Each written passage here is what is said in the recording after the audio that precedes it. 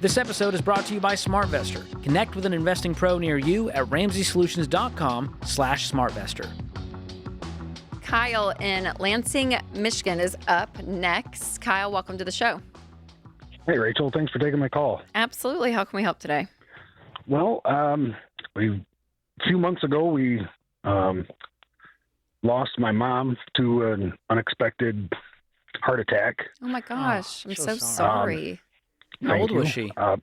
79. I'm so sorry. Lost my dad 5 years ago to cancer, and I recently came into a sizable amount of money, and I just want some opinions on how to not lose it. Okay. What does a sizable amount of money mean? It's a touch over $2.5 million. Wow. Okay. Was this from Mom's estate or what? It is. Yep. Okay.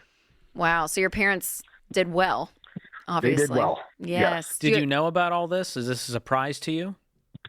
Yes and no. I have two siblings. We always knew they were comfortable, but just not to this scale, I guess. Yeah. You didn't know just how comfortable. Right. Wow. Oh, my gosh. Wow. What kind of, how is this $2.5 million divvied out? Is this in cash? Is it in an asset? For the most part. Most of it's at like a Edward Jones. Okay. There's about $500,000 in an IRA. We got to get out in 10 years, and the rest is in cash. Wow. Okay. What do you make? Between my wife and I, we're about 200. Fantastic. And how old are you guys? I'm 45. My wife's 47. Okay. And how are you guys financially? We're pretty good. Yeah, we just built a new house, just under $500,000 in that, which we borrowed the money from my mom to build, and since has been forgiven. Oh, wow. We still have our old house that we're getting ready to sell, painting and putting new carpet in and sprucing it up, and that's somewhere in the neighborhood of $300,000. Okay. So the payment to her, that $500, it just went away when she passed. That doesn't take out of your 2.5. Well, it's part of the 2.5. Oh, okay. So would it be 2 million left, or was it supposed to be 3, but now it's 2.5? No, there's just a little over 2 million left. Okay. After the house. After So the that's house. what we're Gotcha. working with. Gotcha. Is $2 million, and you guys have no debts whatsoever. Nothing. No. But then when you sell this house, it goes back up to 2.3 in a sense, right? Yeah. With everything. Okay. That's great. And yeah, cash on hand for you guys. Where are you guys at? Well, we just moved about $70,000 over into a money market because it was sitting kind of stagnant into just a savings account. And our financial advisor asked us to move that because that's not doing anything there. Yeah. Is that your emergency fund, or is that for earmark for something else? No, it's just money, just extra money. That you've saved. Okay. Yeah. And how much do you guys have in retirement for you?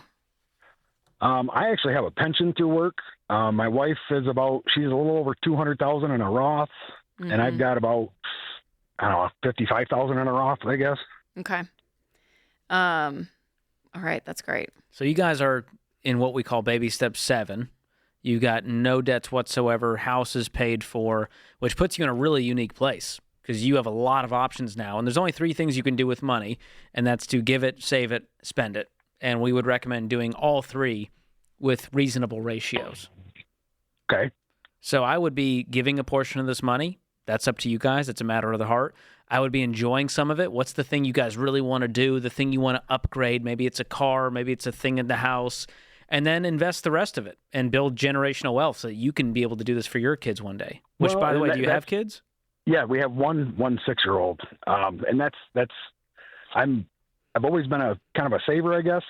My parents, they beat it into you when you're a kid, save. We've got a new house. We don't need to do anything else there. We've got good vehicles. I mean, neither one of us have any desire to buy new vehicles. Great. Yeah. And I want to make sure that this opportunity is there for my daughter, when I'm gone. Yeah. So I just don't want this to trickle away in the next, 30 years or 40 years. I have a good feeling it won't, just based on how you're talking to me. you're probably going to be handing over $10 million to your daughter at this rate. Yeah, for sure. I hope you're right. Because, I mean, the money, if you just let it sit without adding anything to it, would double every 7 years. Okay. Yep. So by the time, if you think about that. $2 million to $4 million to $8 million to $16 million. Do you see where we're going with this? Yep. And so since you are a natural saver, Kyle, I would sit down with your financial advisor and kind of you guys map out. But part of this too is, create good memories too with your daughter. If there's, go on a great trip every year with some of this, and like have some experience and live life well. Make sure, she's paying for college. This could be part of, golly, her wedding funds, even paying for her first starter home or something. You know what I mean? Yeah. I'm like, where she never would have debt. Like there's some big things that you guys can do with this money that's really wonderful. And you have the time for it, for her specifically, considering she's 6. But enjoy some of this too. Yeah. And it doesn't have to be just stuff. I wouldn't just be like, oh, go buy a bunch of stuff. You can. You guys can afford it. But find some experiences that you guys can do together as a family. We actually just got back from a 3-day Disney cruise. Oh, great. So that was a lot of fun. That's fun. Awesome. Yeah. So like make memories together too. I think your mom, you just kind of think through, okay, what would my parents want for my nuclear family?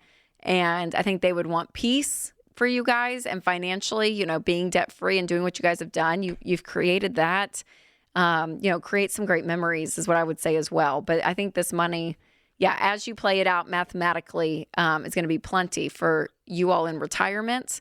And to be passing on something to her as well. All right. Have you funded college?